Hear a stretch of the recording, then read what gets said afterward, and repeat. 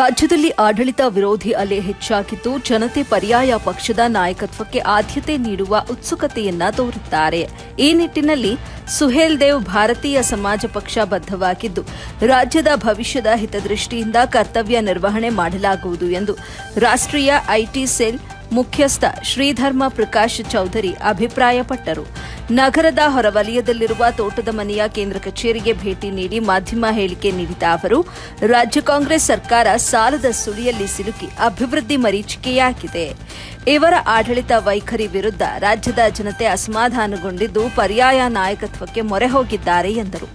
ರಾಜ್ಯದಲ್ಲಿ ಯಾವುದೇ ಸಂದರ್ಭದಲ್ಲಿ ಸ್ಥಳೀಯ ಸಂಸ್ಥೆಗಳ ಚುನಾವಣೆ ನಡೆಯಲಿದೆ. ನಮ್ಮ ಪಕ್ಷ ಕೇಂದ್ರದಲ್ಲಿ ಎನ್ಡಿಎ ಮಿತ್ರ ಪಕ್ಷವಾಗಿದ್ದರೂ ಸಹ ಕರ್ನಾಟಕ ರಾಜ್ಯದಲ್ಲಿ ಮುಂಬರುವ ಜಿಲ್ಲಾ ಪಂಚಾಯತ್, ತಾಲೂಕು ಪಂಚಾಯತ್, ಮಹಾನಗರ ಪಾಲಿಕೆ, ಪುರಸಭೆ, ನಗರಸಭೆಗಳನ್ನು ಒಳಗೊಂಡಂತೆ ಗ್ರಾಮ ಪಂಚಾಯಿತಿ ಚುನಾವಣೆಗಳಲ್ಲಿ ಯಾವುದೇ ಹೊಂದಾಣಿಕೆ ಮಾಡಿಕೊಳ್ಳುವುದಿಲ್ಲ. ಏಕಾಂಗಿಯಾಗಿ ಅಭ್ಯರ್ಥಿಗಳನ್ನು ಚುನಾವಣಾ ಕಣಕ್ಕೆ ಇಳಿಸಲಾಗುವುದು ಎಂದರು.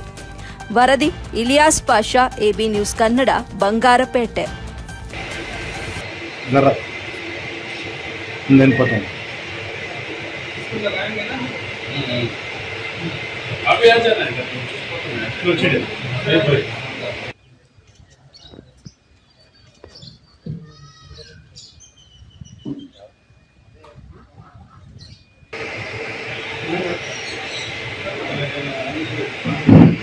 सर इधर